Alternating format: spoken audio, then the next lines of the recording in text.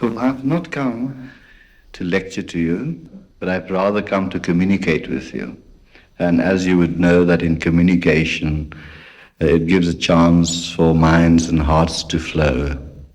So without much ado, who would like to start me off with a question? The question can be of any nature, and we can discuss it. Don't everybody stand up at once. Yes. I'd like to ask a question referring to what I heard you say a week ago, when I believe you said that if one didn't take positive steps to conduct one's life correctly in activity, it was better not to meditate. Would you enlarge on that? Good, first class. The purpose of meditation is to bring about a self-integration in man. Now, by self-integration, we mean the three aspects of man, the mind, body, and spirit, should become and function as a unit. Now, meditation does this, or rather helps to bring about this state of being, which is very important and which is very strengthening. It produces in man, the integration produces a harmony, and it helps a person to function as a total human being. Most people function in this world in not a form of totality. There are people, and we see this every day, where a person would think one thing, do another thing, and of course his words would also take the form of something else. So that is not functioning in harmony. Now, to produce this state, we do find meditational techniques to be beneficial, where, to repeat again, man functions as a total whole. Now, this being the purpose of meditation, meditation can be useful, very useful to us in forming this harmony within ourselves, but that harmony that is within has also to be interpreted without. That means with our actions in the waking state of life. There should be, the meditation is an effortless procedure. The waking state of life should have some little effort in bringing about and interpreting the harmony within our relationships with people or relationships with the environment. And this can be done consciously in the waking state of life with a bit of effort. So meditation and the effort in the waking state of life should go hand in hand. The analogy I would like to use would be of a person who is addicted to drink. Now, he can meditate as much as he likes, but that will give him some strength. Yes, it will produce some harmony in him. But if he does not try to push the bottle a bit further away every time, if he does not try to make that little effort, then he would never be able to experience the sense of sobriety that he requires. So the inward practice of meditation must be related to practical living. And therefore we find in all our scriptures all the do's and don'ts of a practical life. Now, if we just take philosophy at its own value, it could very well result in just mental gymnastics, whereby a person functions on the mind level only.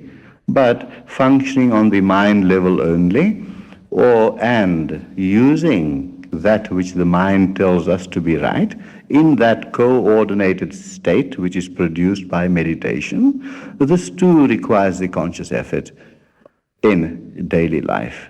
So, to make meditation really worthwhile and to give meditation its fullest value, we also have to, with a little effort, improve our daily living. In other words, look forward to betterment and not only rely on meditative practices. For the same thing would apply in many forms of prayer that most religions advocate. It is no good going to church on Sundays and praying, and then, of course, throughout the week, everything which we have prayed for or the worships we have done are entirely forgotten, and our lives are entirely contrary to that which we have prayed for. Now, this would mean that we have been insincere to ourselves. We have been dishonest to ourselves. That is what it would mean. Now, any person wanting to learn to meditate in a proper technique given to him individually must first have the sincerity and the yearning for self-betterment. That is why he wants to meditate. Many people want to meditate to correct themselves in the various weaknesses they might suffer in life, and they want to gain strength to replace those weaknesses as light would replace darkness. But then to find the light, we still have to make the conscious effort of switching on the light. Good. So meditation is an internal process which will give you the strength to extend your arm to switch on the light and thereby banish the darkness. So both meditation and a practical living philosophy would be the ideal way to make some progress in life and to find that integration. Now, what is the purpose of integration? The answer is so apparent that self-integration is self-realization. Self-realization could be termed God realization. These are various labels only, labels which would define the ideal state of the totality of man. All problems in life is because the three aspects of man do not function harmoniously. They do not function harmoniously. There are certain vibrational setups in our systems. We do know that the whole universe is composed of nothing but vibrations, and vibrations can exist in a subtle form or a grosser form, such as vapor. The subtle vapor could be solidified into ice, which is a grosser form of the same substance, wherein H2O, the constant factor, remains the same. So the body could be compared to the block of ice, which is a gross form, and the subtler form of the body of matter, which composes the body, is the mind. So here we would say that the difference between mind and body is just a degree of solidification of matter. So mind and body, they are both composed of matter, one in a grosser form, the other in subtler form. Now through meditational practices, we can go and dive deeper within the subtler forms of ourselves, which we term to be mind. Now, what is mind? What is the extent of mind? I would say the extent of mind is the extent of the entire universe. Where is mind located? I'm sure one could not say that it's located in the brain or in one's big toe. It encompasses our entirety. It compasses our entirety. And mind, being of a more subtle nature, it has far greater power than any form which is more grosser. So it is through these meditational practices that we can activate the subtlety, the subtle powers of the mind and dive deeper within ourselves, so that the subtle powers that are resident in the mind can be brought out into the grosser form of life, and thereby make the grosser form of life more dynamic, more vital, more powerful, more harmonious, and that would be called living instead of existing. Good. So we don't only stop where the mind stops, but we still go further in ourselves through meditational practices to a state which is beyond the mind. And beyond the mind lies the reservoir of that infinite energy that could be brought through the medium of the subtle mind to the grosser level of the body, whereby the three factors could operate, as I would say again and repeat over and over again, as a totality. Now, to really experience this totality, one can never divorce the practical living and action of life from meditation, because the ideal state of life should be that one should be meditating or be in a state of meditation 24 hours of the day. We practice meditation half an hour in the morning, half an hour in the evening. That is just a start. That is just the start towards this totality.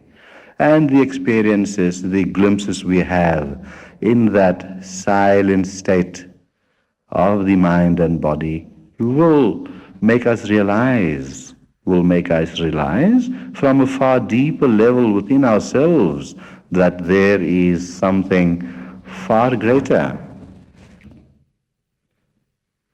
That there is something far greater than just that we know to be the body or the mind, and which is expressed by the five physical senses, the gross senses: hearing, seeing, tasting, smelling, touching.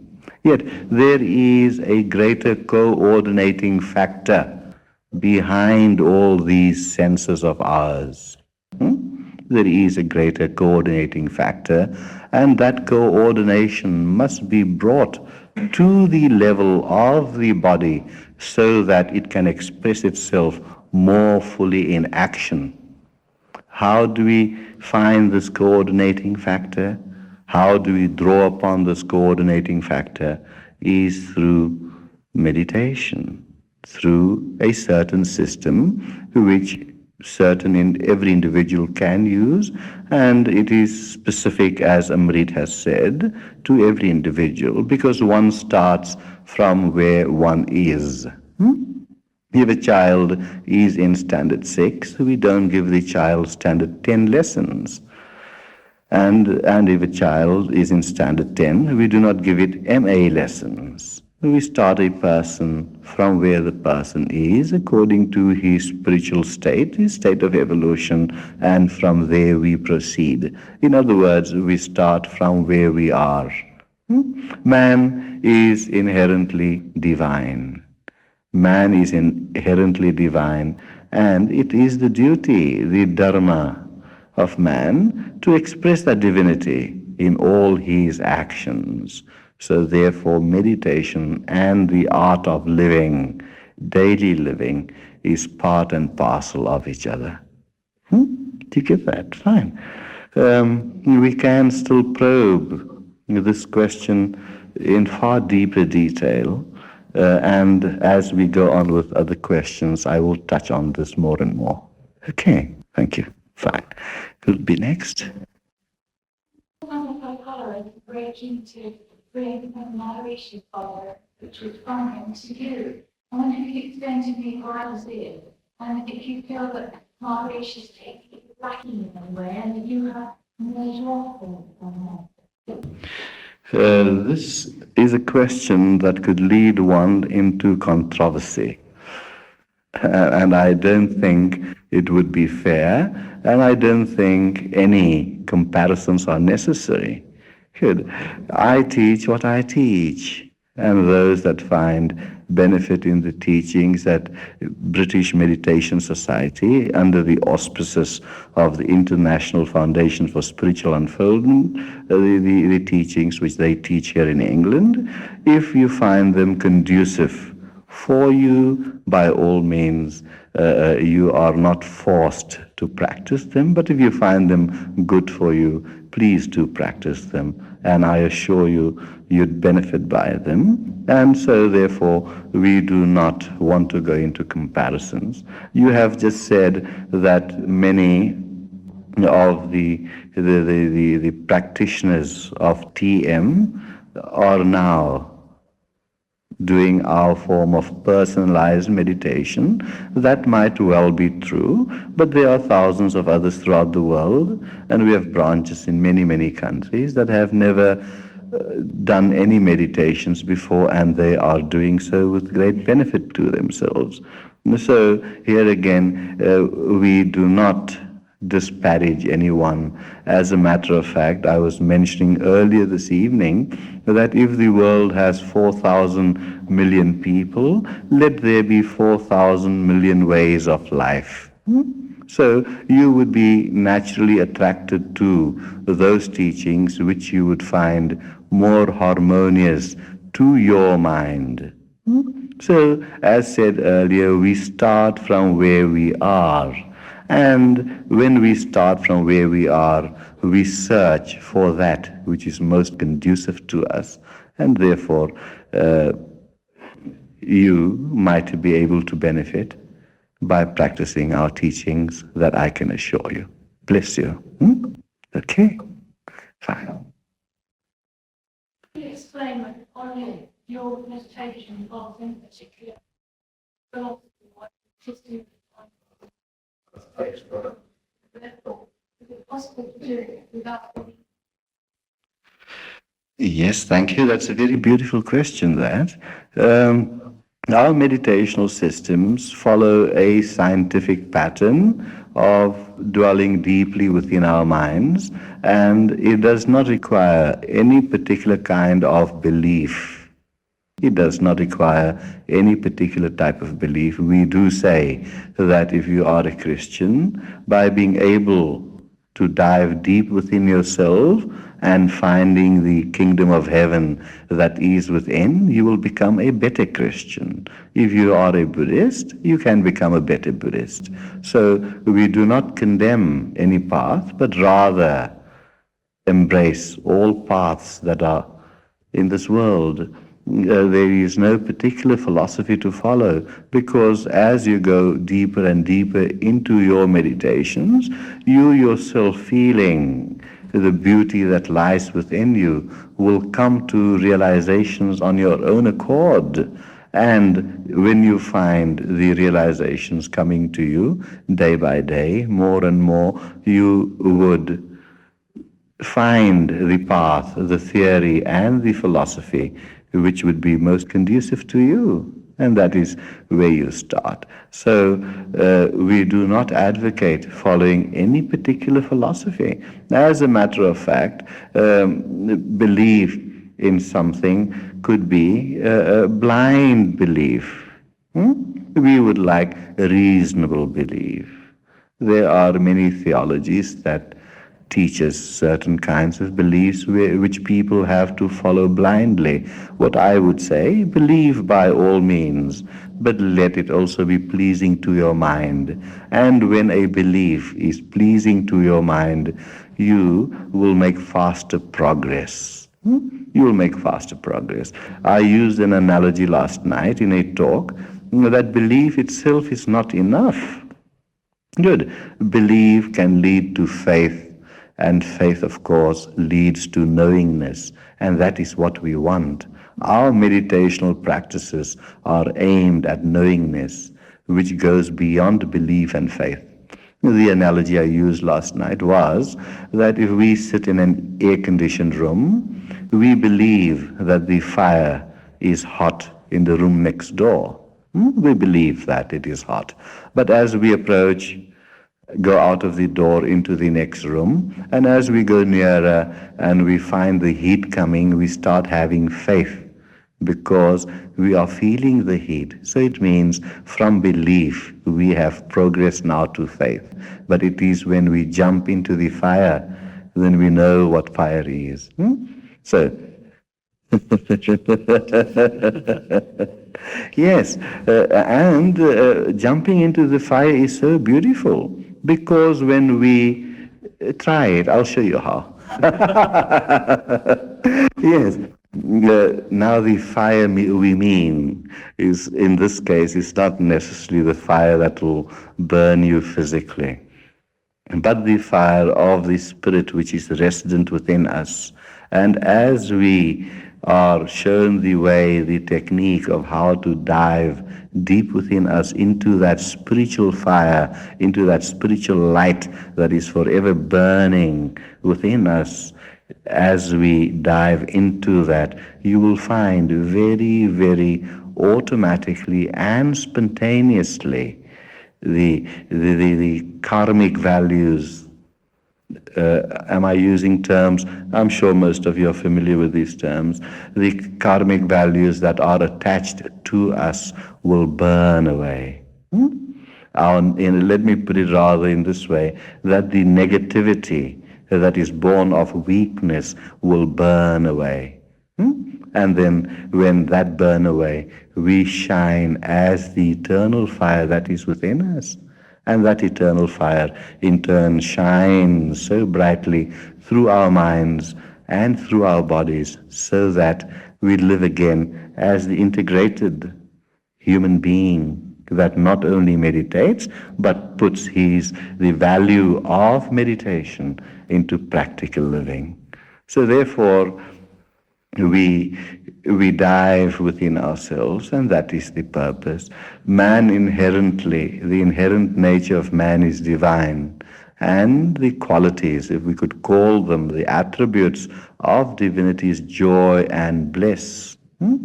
And it is everyone's right to enjoy the joy of bliss. We enjoy the joy. That is our inherent right. Man need not suffer. Man need not suffer at all. Man suffers because the animal that is within us, the cunning little mind, that is the cause of suffering. So if we find the ability to go beyond the mind and draw from that light, that fire, to burn up the conditionings of the mind. In other words, what happens is this, that our mode of thinking gets repatterned. We do not need to go to the supermarket and buy a new mind. No, we use our own minds. Yes, we use our own minds, but what we do through meditational practices is to remodel the mind, to repattern the mind, because man is a creature of habit. Man is a creature of habit, and this habit is not necessarily the mode of thinking, positively or negatively, is also created by habit. And this is not necessarily done in one lifetime only. It might extend further back into previous lifetimes for those that believe that there might have been previous lifetimes. So the pattern of our mind today is the sum totality of all of our past life and perhaps all past existences. So we are the sum total of the conditioned or patterned mind. If it is conditioned, we uncondition it to its primal simplicity. Does the Bible not say that we have to become childlike to reach the kingdom of heaven? Yes, and that is what we mean by simplicity. All complexities are produced by mind. So we repattern the mind to its primal simplicity, whereby we can enjoy the joy. We say that it is so simple to be happy, but so difficult to be simple. Yes, right. Does that satisfy you? Good. Who shall be next now? 1, 3, 4, whichever. The purpose of meditation is to go beyond the conscious mind. With what do you recognize? How? What a profound question. Once you repeat your question. The purpose of the mind is to go beyond the consciousness, beyond the conscious mind, and if we do go beyond the conscious mind, how do we recognize it? Now, we have to define here what the conscious mind is, what is that which is beyond the conscious mind. We also have to define what constitutes a recognition, good? And once there is recognition, how much cognition is required to be recognized. Now, that sounds a bit complicated, doesn't it? It is not really complicated. Fine. Now, most of you in this beautiful city of Oxford are students of philosophy and psychology, and perhaps I'm sure, yes, students of philosophy, psychology in the seat of learning, world famous. Sure, I'm sure you know more than I do on the mind level of these various philosophies. Nevertheless, all know here that the human being only uses 10% of his mind, which we call the conscious mind, and 90% of that is lying dormant. Right. Good. Now, through meditational practices, we dive deeply within the 90% of the mind that is dormant. Good. Now, that percentage of the mind and that which is beyond the mind, which is dormant, cannot be intellectually cognized by the 10%. In other words, we haven't got the tools. Right. Our reception apparatus, our radios are too weak to be able to tune in to that transmitter, which to the conscious mind, to the 10% mind, is supposedly dormant. Really speaking, that 90%, which to us seems dormant, is more powerful. But being limited, only being able to function with the finite mind, we cannot intellectually comprehend that which is infinite. So now, where does cognition occur? Now, is cognition limited to the intellect only, or can cognition be had on the experiential level? Right. Now, through experience, through feeling, for example, one can cognize experientially other levels of the mind, the so-called dormant levels of the mind, and even that which is beyond. So basically, a self-realized man functions not from the 10% conscious mind, but he functions from the heart level. Now what happens, this is something which all our meditators, and there are many here, will verify, that with our practices, what happens is this, that it does not only broaden the awareness of our minds, where gradually it leads you from the 10% to 15 and to 20%. It not only broadens the awareness of the mind, of the consciousness as you would put it, but it also expands the heart. And when the heart expands, there could be felt the power and the force of that which the 10% conscious mind cannot comprehend. It experiences. It is like another analogy which is quite a favorite one of mine, is sugar. We can take sugar to the Oxford University laboratory and have it broken up and find out all its various chemical components and what constitutes sugar. We can know all about sugar, all about it, yes, but we cannot analyze the taste.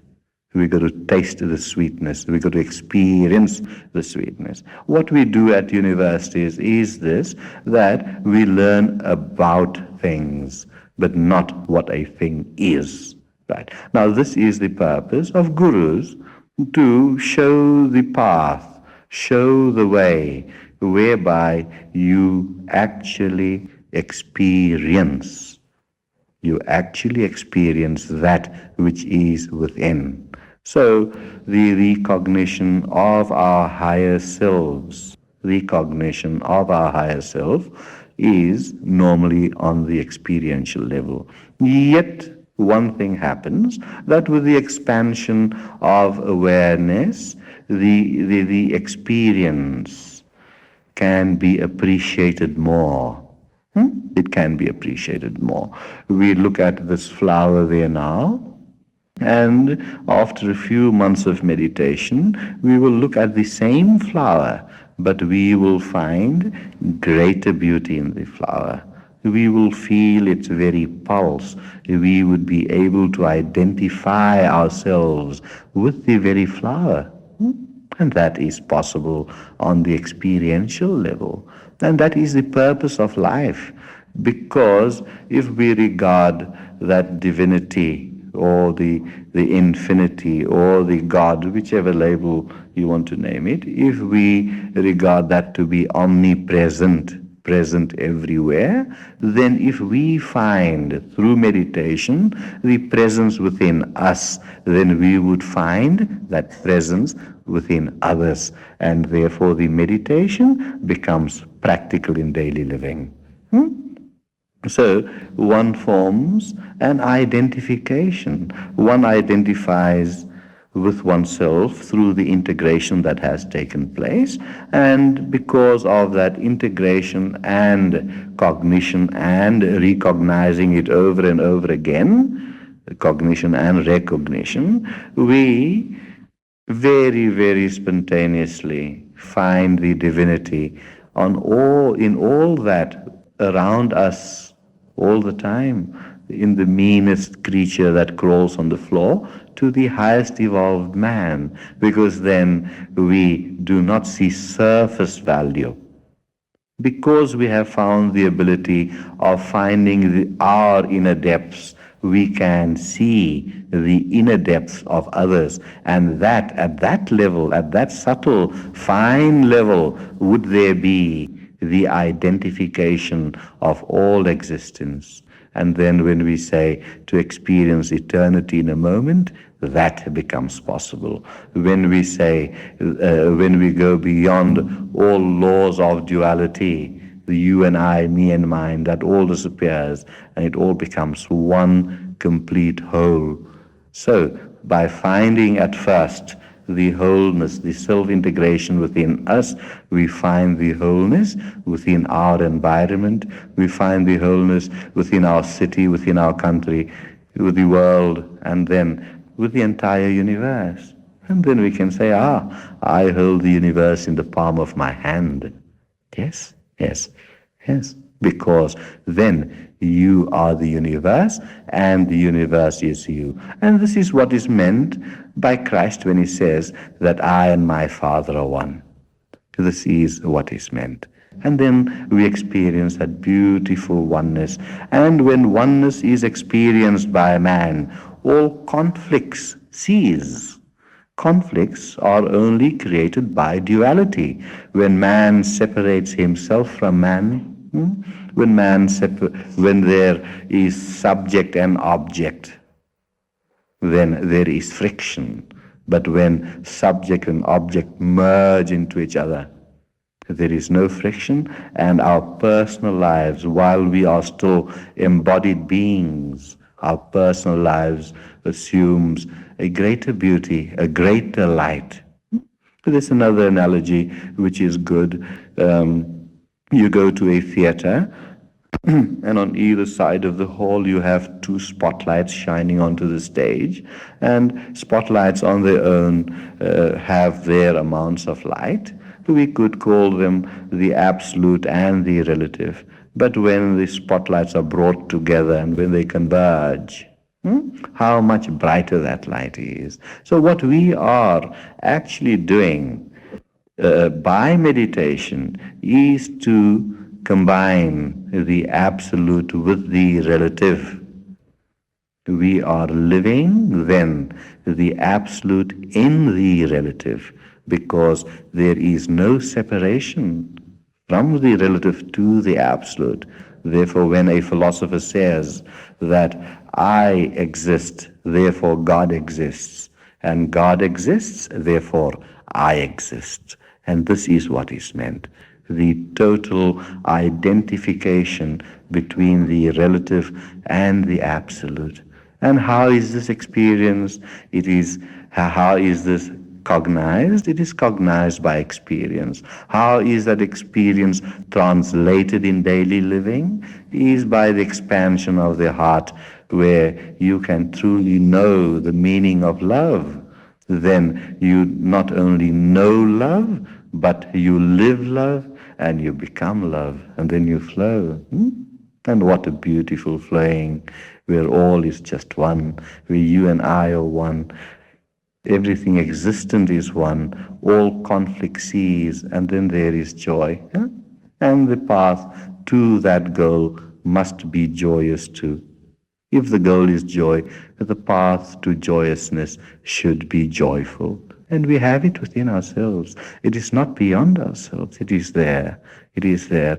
It is just to be accepted and practiced. And not accepted blindly with blind belief, but by reasonable belief. And the practice of it produces the faith in us, and further practice, as we get stabilized and established in the practice, then we know, then we speak from a knowing level.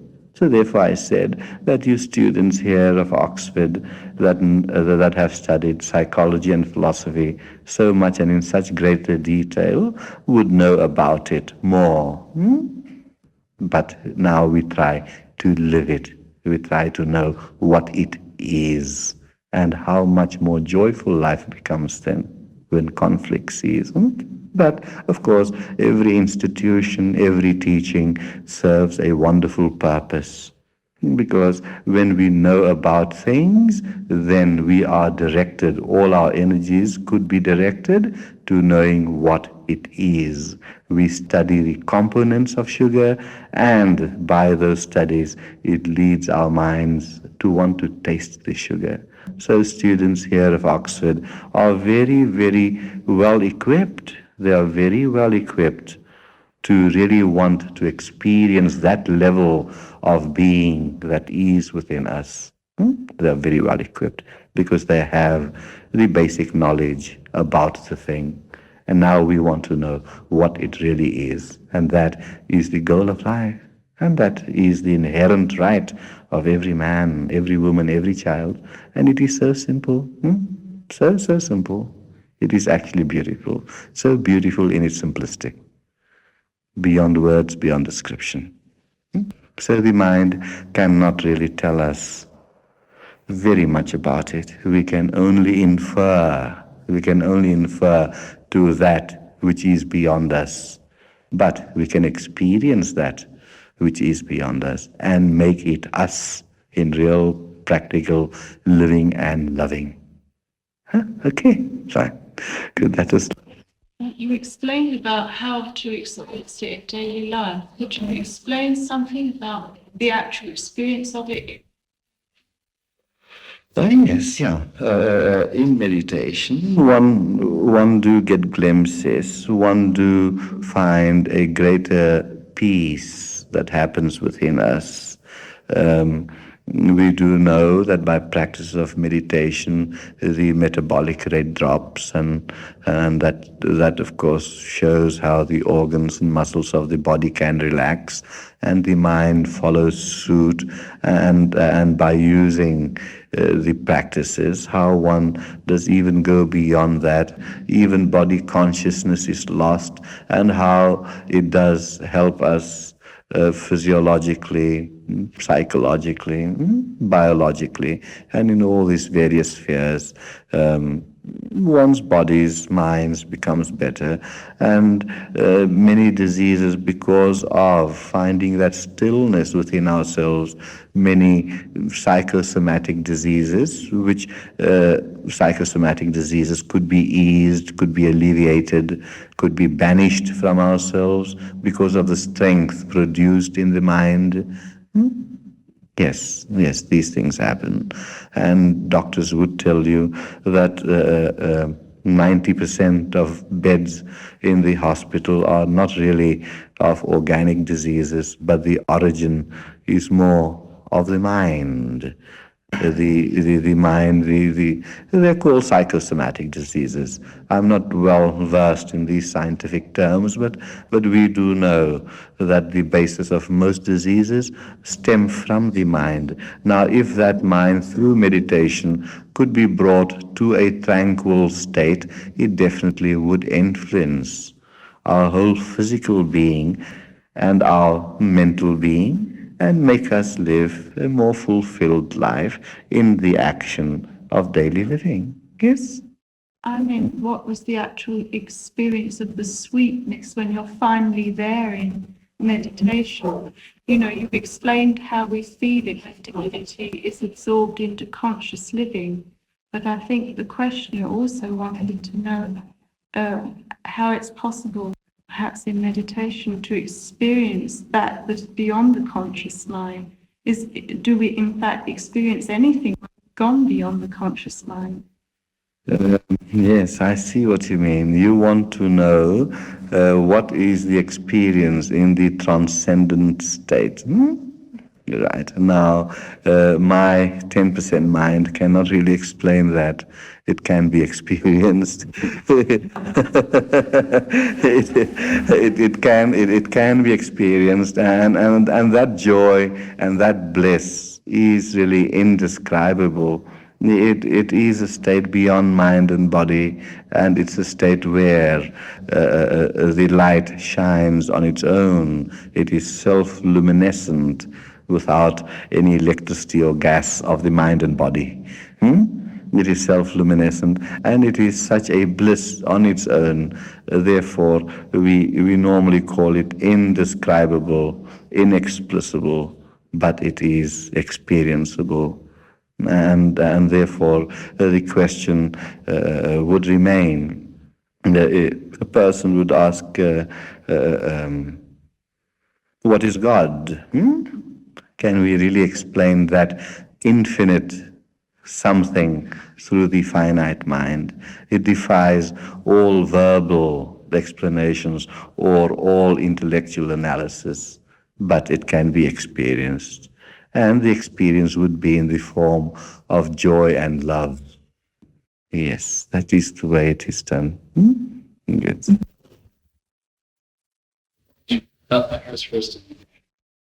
Gururaj, you sang earlier on that man need not suffer. And I can understand that by meditating you can stop self-inflicted suffering. But is it possible to avoid suffering as the result of actions by other people? Because people are so powerful now with car accidents. Beautiful, yes, yes. Yeah, true. Okay, right. Can that be avoided by meditation? That is a very good question. In other words, by the process of meditation, can we ward off future suffering? Good. Now, to understand future suffering, we would also have to go into the details of past suffering. Or present suffering.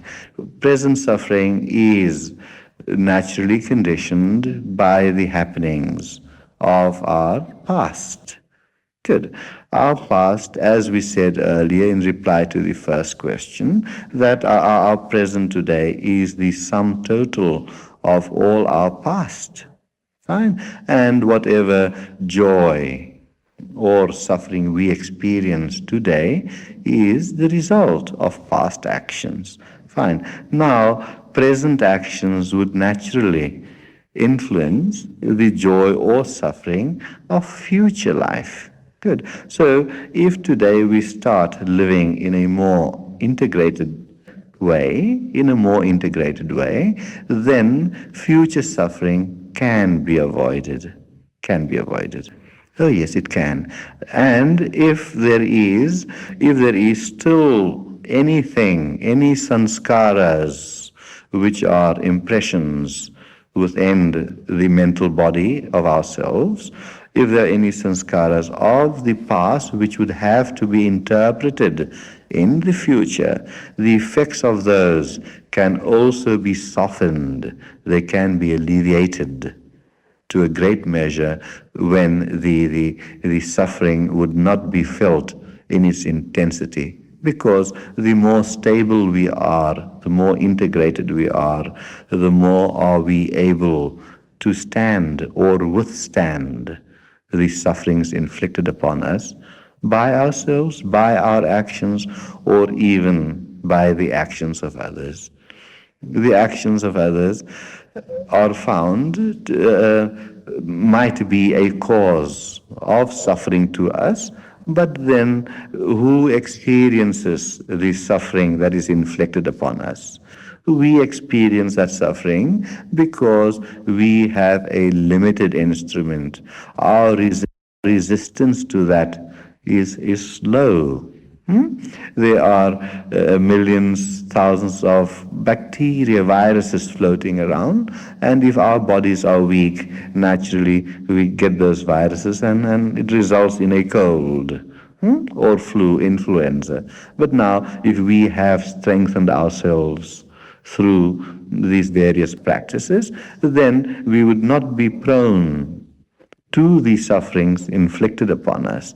Then we can be in any condition, in any circumstance, and yet have the strength not to feel the suffering. In other words, our perspective to the idea of suffering changes.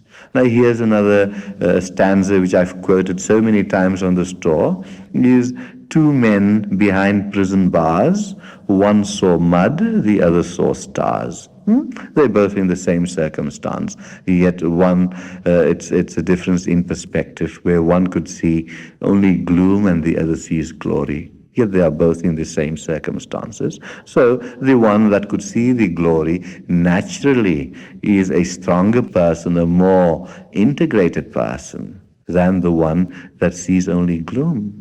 So therefore, when we start our meditational practices, it does give us more and more and more strength to withstand any infliction that is inflicted upon us by the environment. And not only that, it has another benefit as well. By we becoming stronger and more harmonious within ourselves, we do attract forces. We do attract forces which are conducive to us rather than in conflict with us. Oh yes, the nature of a flower is to grow beautiful. It is its nature to become beautiful, but that's not the only thing it does. It also enhances the beauty of the garden. So likewise, as we improve ourselves, as we become more integrated, better people, then the environmental conditions would also be such that they would be good and conducive to our mode of life. Yes, so the strengthening power through meditation has a dual effect. It works both ways. For example, we would meet someone, you'd find some person that is instantly likable, that everyone just likes him. Why? Because there is something in that person that has produced that likability. While there might be another person that everyone wants to shirk away from. All other people cannot be wrong. Perhaps there's something wrong in that person himself. For example, a person constantly thinking negative thoughts and that is always so depressed and depressive. We do not enjoy such a person's company, but we do enjoy the company of a person who is buoyant and always joyful and optimistic. So through meditation, we cultivate that joy within us. We actually exude that joy. Yes, so our mind gets patterned or repatterned in such a way whereby we start flowing with the current of nature and not against it. In other words, conflicts become less, less, and joy becomes more, more. Not only to us, but to our environment as well. And that is how society improves. Society is nothing but a collection of units, and we cannot improve society collectively, so we improve society by the unit. So as we become better, our environment too becomes better, and conflicts become less and less. Okay, fine, good. Yes. Talk a little bit about your own teachers and the tradition. I did not catch the vital word. Could I talk more about what kind of teachers? And the traditions. My own teachers? Yes. Yes, And the traditions through which the techniques that you teach have been passed down. Oh, yes, why not? That is very beautiful. Yes. In other words, you want to have a little autobiographical sketch. Oh, that is beautiful. And well, there's nothing really exciting about me that I can tell you.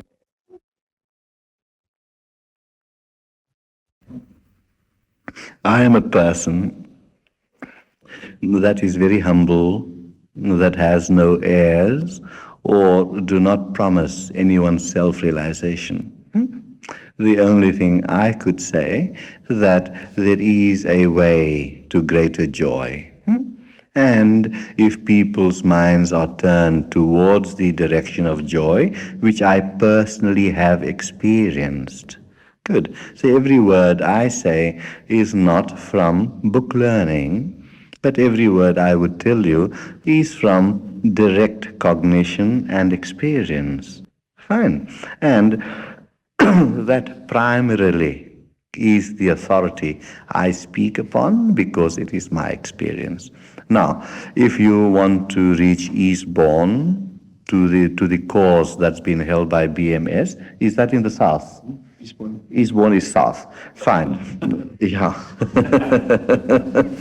Good. Now, if we are somewhere up here, Liverpool is north. Good. I don't know the geography. Okay.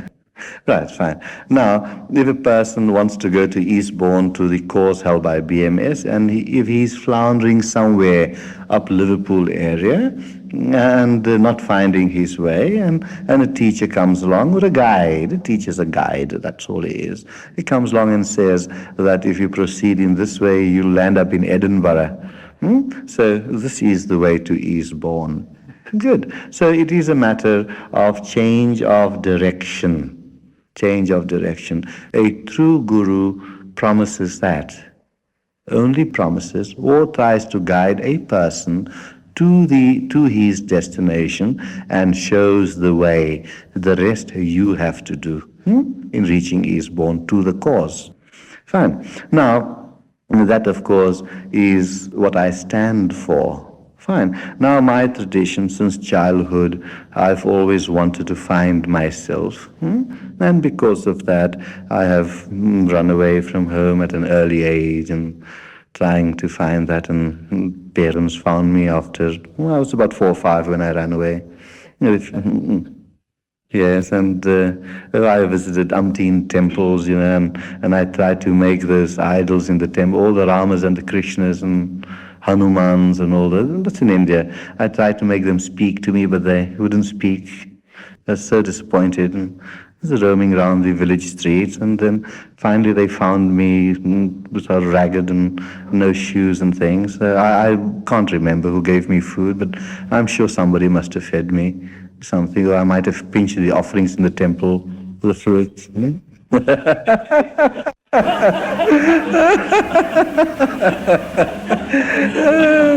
Because, look, this is true. Why offer those beautiful fruits to a piece of stone? Why not offer it to a hungry little boy? Now that, of course, is a justification, isn't it?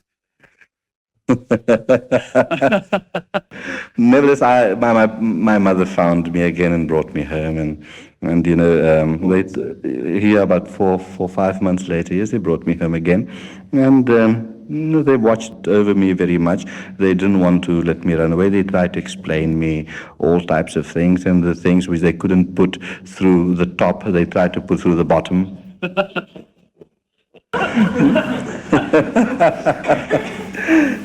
Nevertheless, then again, that search was there, the surge was there all the time, and whenever I heard of any holy man coming, I used to run to him, sit at his feet to learn from him, whatever he could teach me. And then again, when I was about 15, I ran away this time for more than a year. And of course, this search was on by the parents, but of course, I was searching for something else. They were searching for me, this little flesh and blood, as I was telling Amrit, the chemical value is not even worth 1 and 4 pence. And during times of inflation, perhaps it's 2 and 8 pence now. Good. Fine. Nevertheless, I was in search of something else, and I ran away and went to various monasteries and met gurus and gurus. And therefore I do say that you do not need to follow one guru. Find the guru for yourself, because the purpose of the external guru is to awaken the internal guru. The true guru resides in each and every person. The true guru is divinity within yourself. The external guru only shows the way. He only directs. That eastbourne is down south and not in the north. He only directs. And in that direction, a person is led to find the external guru, leads one to find the internal guru. And then once you have found the internal guru, then you discard the external guru, which is just a piece of flesh and blood. You don't need him. Yeah, right. What I normally say, a housewife goes to a supermarket to buy things, and before she goes, she makes up a list. Fine, and once she has bought the thing she needs, she discards the list. So she does not need the list anymore because the things are bought. Now like that, I too have gone from guru to guru, and listened to their teachings and heard of their practices and done their practices, but yet I was not satisfied. I was not satisfied because I would not go on blind belief. I wanted belief to be reasonable, and yet during university days there was not a single vacation when I was not at some ashram or the other, while all my friends used to go home and have a nice time, used to go on holiday touring here and there. My touring was inside. That is where I used to tour, and that's how from guru to guru, until I met a guru who, through living with him for a little while, gaining a understanding from him, that something just happened, something inexplicable, a communication happened where it lit something within me that through all the years I had to develop. So Pavitranandji, who was my guru, told me, I from childhood wanted to become a monk. But he tells me, he says, listen, your destiny is to be a spiritual teacher. And by becoming a monk, you are not going to teach monks. You are going to minister to or teach householders. Like us, we're all householders. Fine. So go back into the world, down there in the plains, and gain experience of a householder's life, so that when you are confronted by the problems of householders, you would know what they are talking about. You are not going to suck the information out of your thumb. Good. And so I became a householder. I got married, and I have 3 sons. The one is at university. The second one is just entering university in January. In South Africa, the year begins from January onwards. I believe in other countries, the start of the year is in September or something. Well, of course, every country have the different systems. So And then I was very successful in business and conducted very large businesses, so that I would not need to I had to fulfill my householder's duties, and fulfilling householder's duties would mean that when I renounce the household's life, that my family must be well cared for. That is my responsibility. And for that aim, I worked hard and ran many large organizations and businesses and companies. And of course, I had this need to come out to teach. It is something which I just can't help. And it seems as if I just can't help helping. That's how it seems. And it is like a poet wanting to compose a poem. There's a compelling force within him that makes him want to write the poem. Right, like a composer, he has to compose that symphony. An artist has to paint that painting. Right? And this is my art, where basically what I am doing is just sharing the joy which I am experiencing.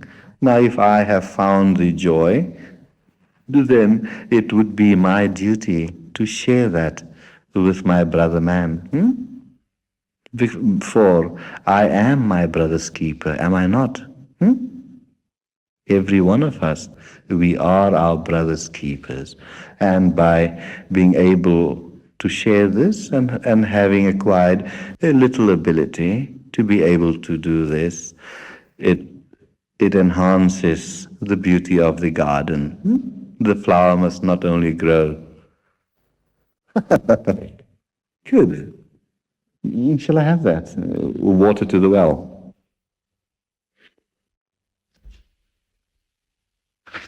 I'm ready.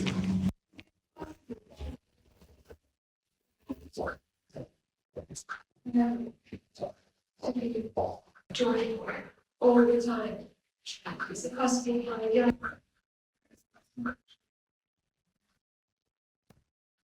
Yes, oh yes, it is. The question was, is it possible for a young family with little children to be joyful all the time? Yes, it is possible. Because I have said before, it is the inherent right of man. It is the inherent nature, the innermost nature of man to experience joy and be joyful. Because of the patterned and conditioned mind, we might not be experiencing that joy. So perspectives have to be changed, little conscious effort in the daily life, waking life has to be changed, and all this is very well helped by meditation, where even the cry of the child would sound like music to your ears. Yes, and that is possible. Where even yes, all the time. No. Beautiful, yes. Joy, the character of joy is beginless and endless. And when I say joy, I do mean that higher joy, that bliss, not the temporary little pleasurable experiences that we might have. Little pleasurable experiences might have its extreme highs like the waves in the ocean, then it might have its deep down dips as well. I'm talking of that joy that can permeate every cell of our body all the time, every time, anytime. Yes, so even the crying of your little baby would sound like music to your ears. And to a husband, the nagging wife. And even in her nagging, we would find the joy. Yes, because then we ask ourselves, why does she nag? Right. And when we question that, most wives nag because they love their husbands. True. Yes, they nag. They want to see the husband become better and better, which can sometimes be a misconception. Right. It could be based upon a misconception, but nevertheless, the basic intention, we're talking of basic intentions, would be that the wife wants to see the husband better or more happier, and then sometimes she keeps on harping on one thing. Why don't you polish your shoes in the morning? That kind of little thing all the time. So to get back, yes, a little family can experience joy all the time, every time, anytime. Always, always. Yes, yes. Start meditating. Yes. I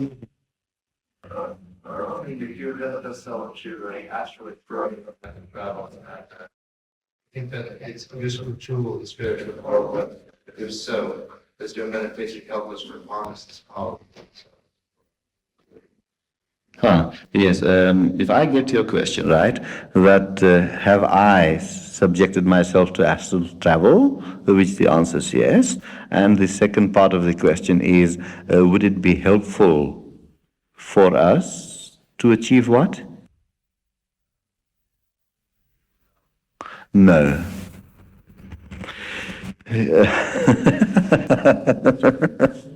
Nevertheless, it's a fine question, though. It's a fine question, yes. Because man forever wants to know the unknown. That is the basis of the question, actually speaking. That the quest of the mind always wants to know and fathom that which is unknown.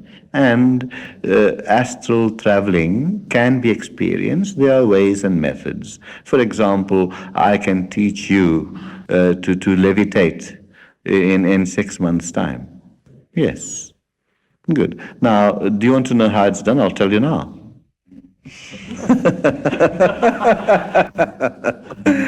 Good. On every square inch of our body, there's 16 pounds of air pressure pressing on there. And that air pressure is keeping us down on the earth. Of course, most of us are not really on earth. We float around. Good. Now there's 16 pounds of air pressure on every square inch of our body, and that keeps us down. So all you have to do is try and create a vacuum around you through thought force, whereby the air is not pressing on you. So then what would naturally happen? You float up. That's levitation. You see how simple? Well, nevertheless.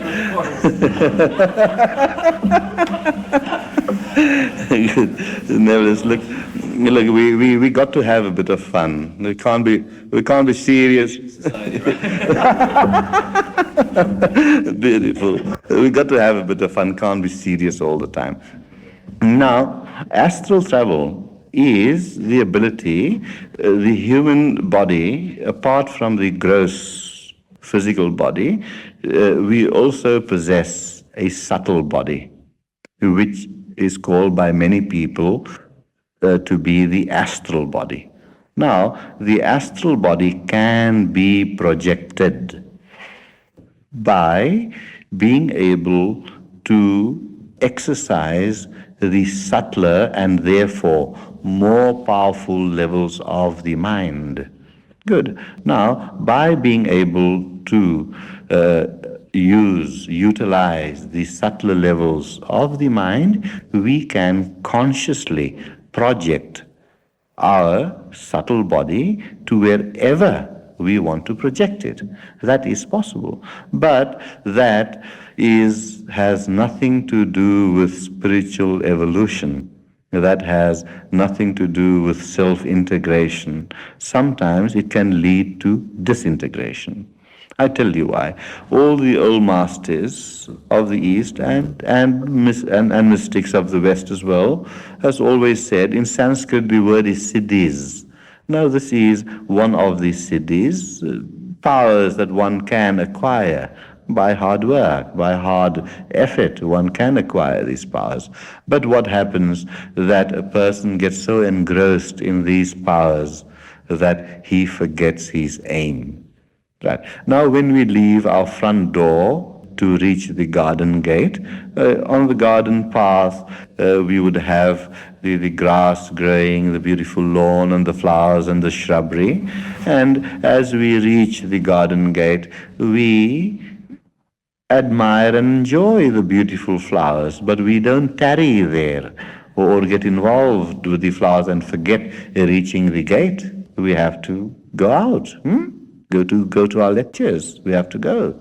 So in that way, the masters never advocate consciously developing these powers, because by that nothing really is achieved. Nothing really is achieved. But in spiritual practices that we do, we automatically develop many siddhis, many powers we develop, and these powers are just there as an encouragement, just as milestones. You travel from here to Birmingham and it says 50 miles to go, and then you travel further, 45, 40, 30, and you feel encouraged, I am reaching nearer home. So they could be used as markers on the road and as an encouragement in our path to that spiritual growth or that spiritual oneness, that spiritual unfoldment.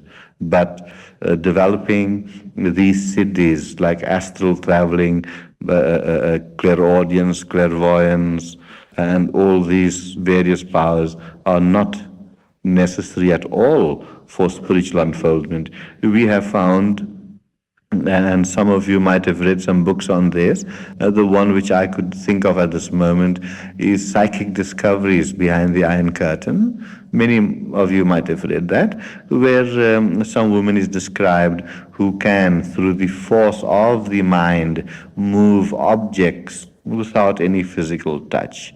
Right, and this can be done, but they've also tried to discover the person, examine the person herself, and she was found to be very neurotic and very unstable, very emotional, and she used to suffer a lot. So to gain all these powers at the cost of losing one's stability is not worthwhile. But during spiritual practices which are strengthening, one comes upon these powers, you enjoy them and pass on to greater and greater unfoldment. We don't tarry there. Okay, fine. Hillary here, she's been asking a long time. And is it within everybody? Right. Learning It's fine. to hear. Yes. Is the power of healing a siddhi, and can everybody learn it, and can everybody practice it? Right. Now there are many forms of healing. That there is a form of healing which is called magnetic healing, whereby a person, through intense concentration on an object for the person or another person who is not well, intense concentration can take his own energies and transfer those energies to that person and correct certain of the vibrations that are not functioning in balance. That is one kind of healing. There is another kind of healing which could generally be termed spiritual healing. Now, what involves in this is that the person that can really do this becomes a channel. He is nothing else but a channel, and he has acquired the ability to draw to himself universal forces, universal energies, and through him, through the human impulse, impart it to another human being, and the force, these spiritual forces can correct these energies, can correct the vibrational impulses that have taken place in the person who is suffering with some ailment, and that can be righted. Yes, that is true, and it is not necessarily a siddhi, because the true healer who can do this, he would do it because of his love for humanity. Such a healer would heal not to make money or make a business out of it, for his love of humanity. Because to him the suffering of another is his suffering. Right. When we hear of Christ that suffered for the world, what it means is this, that Christ, being an enlightened being, had no suffering of his own, but his suffering is the suffering of others. And that is why he taught, and that is why spiritual masters go and teach to alleviate that suffering, because their suffering is his suffering. That's what happens. Okay. Bless you. Maybe, oops. It's getting rather late. Maybe we want to take one more question, or is that... Sure. Okay, let's have just one. But the one question, can I take half an hour to answer? Okay. Oh, I love chatting. I can sit the whole night too. Okay. But tonight we've got to go to Glastonbury, which is 3.5 hours, right? Right, and then I've got about 3 or 4 appointments after the Satsang. 4 appointments. It'll take you to about 1, and then we'll get there about. Oh, who 4. wants to sleep? Stop. Okay, right here. You have that sort of point you had earlier about suffering. It seems to me that it might be, meditation might be rather dangerous if it immunizes people individually against, but it's not suffering. Enough person's desire or motivation to improve and change conditions in the environment. Good, fine. That is a good question. In the process of meditation, there would only be one motivation, and the motivation would be for one's own betterment. Right, so it does not immunize you. It might produce a kind of immunization which is strength. The kind of immunization which you are referring to would be synonymous with escapism. Now, through proper meditation, one does not escape. One is brought face to face with the problems that befront one, that confront one, and the problems that is within one. To see ourselves, if our face is dirty, we got to have a mirror to see the dirty face. And when we see the face is dirty, what do? We go to the bathroom to wash our faces. That is what we do. So when we talk of strengthening, it does not mean escaping the situation. No, we become better equipped, more stronger to face the situation, because escapism is devolutionary and not evolutionary. We teach strength, not cowardice. Good, okay. I hope I have covered your question sufficiently. I might have missed some other point, did I? Or is it okay? Thank you very much, Charles. It's not able to help my fellow man. Oh yes, that is very true. That is a beautiful point, yes, yeah. We do not escape, we do gain strength, and by having strength within ourselves, we are better equipped to help our fellow men. Yes, true. One more? Yeah, Since that was a short one. Okay, we haven't had a question from right over here. Yes, your question? Could you stand up, please, so that so that we could exchange vibrations? That's But and I gather that the basis of your teachings goes back a long way into the Vedic tradition. Into Indian tradition. Why is this teaching so potent? Has it not brought about the cessation of conflict? And also one other thing, what can your techniques offer somebody who's starving? What can it offer somebody who is starving? Very good. Yes, that is the source That is the source of one of my pains. Why should man starve? Why should man starve? Man starves because we have 3 full meals a day and never do we think of the starving man. I mean, that refers generally to everyone. Now, my teachings are not steeped in any particular tradition.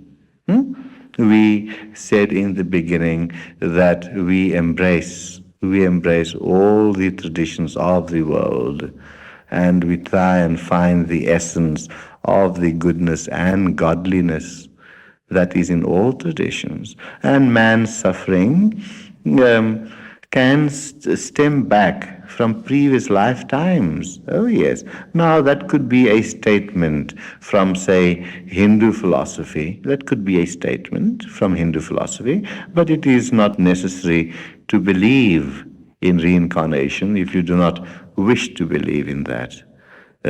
No tradition or no belief is forced upon anyone. No belief is forced upon anyone. But we have to face the fact that we are suffering, and the other factor is this, that we do not need to suffer. Now, our meditational techniques do give us the strength to be able to change our perspectives. It does not banish suffering, but it will change our perspectives, whereby we can face our problems more with strength, and thereby the sting of the bite would be gone. And through meditation, can it alleviate starvation? Now, that question is a very, very deep question, because you had first referred to certain traditions, and we do know that in India there is a lot of starvation. We do know that. So when you ask a question, I do know what is what the makeup of the whole question is. I could feel that very, very immediately. And I do not defend any philosophy or any theology. Right, and I do not defend I would not defend India, for example, that would want to preach the philosophies of the world to the world, and yet a person has not been given half a plate of food to eat. There have been many philosophies that have been misinterpreted. Some of India's philosophies have been very fatalistic. I agree with that. Fatalistic, that whatever will happen will happen. And because of that, many fields are left untilled, and many factories have remained unproductive, which has been the cause of suffering. And being a land of extremes, there are people that could eat 6 meals a day at the cost of 6 lives. That is what I meant in the beginning, is that we have our 3 meals without even thinking of those that suffer elsewhere. And these are the basic faults of certain countries. And in this case, where there is greater starvation, there is this imbalance. There is this imbalance, and our meditational practices are not necessarily based on the teachings of a certain country. It is not necessarily so.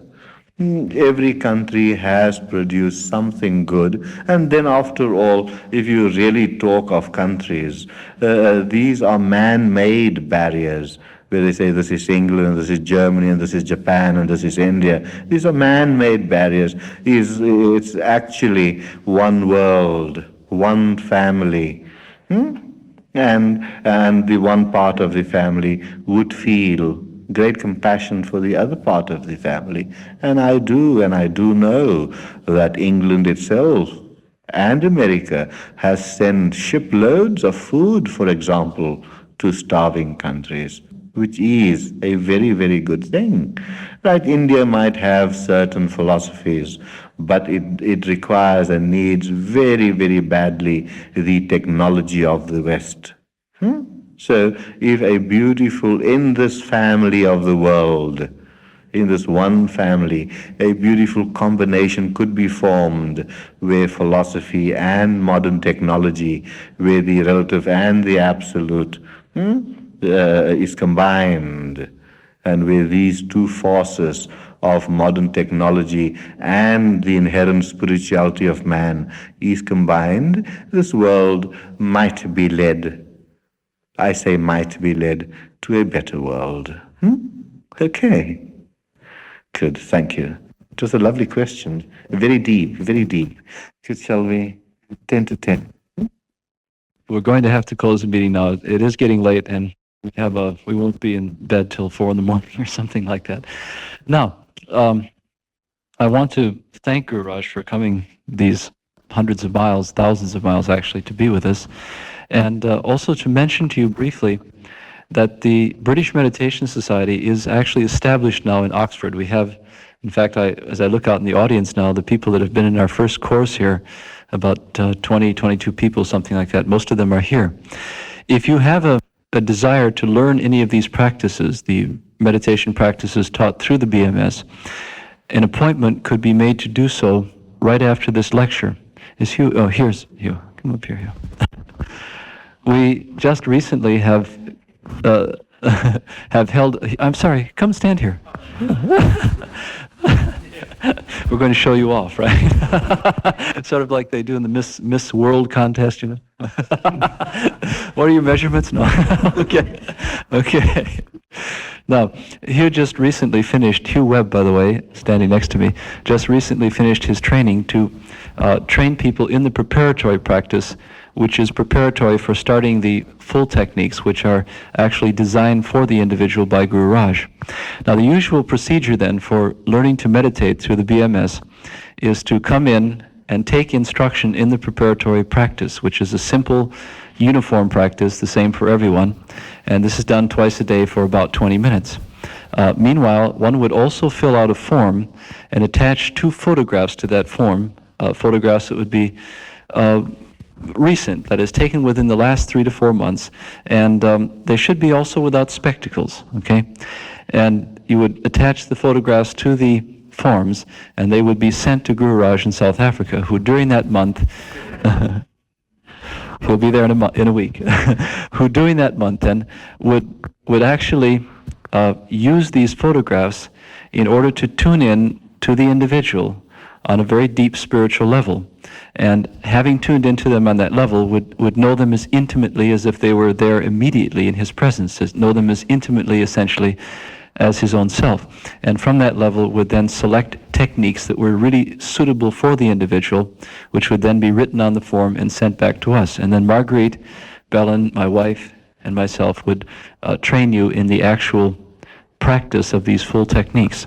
So the full course would require a little more than a month, perhaps, about 4 to 6 weeks of doing the preparatory practice, and then we would instruct you in the precisely designed individual techniques. Now, there will be a course in this, in these meditation practices starting very, very shortly. When is it, Hugh? I think Wednesday. Okay. Wednesday this week. But if any of you can't, did you all hear that? This is fun. We'll probably be having a course on Wednesday teaching the preparatory technique. And if any of you would like to do that, then you should see me afterwards. But if you can't make that, then I'll probably have another course, say next week or a few weeks after that. And then everyone who starts then will do the preparatory technique until about January, when Walter and Marguerite will come back and teach the full technique. Okay? That's basically it. So if you feel that these practices may give you something, yes. We didn't have a chance to pose. Okay. If you feel these practices may offer something which you, yes, which you would find of value, then you might want to come up and make an appointment with Hugh afterwards. Okay, having said that, I'd like once again to say thank you to Gururaj for coming 6,000 miles to speak to us. Good night and God bless.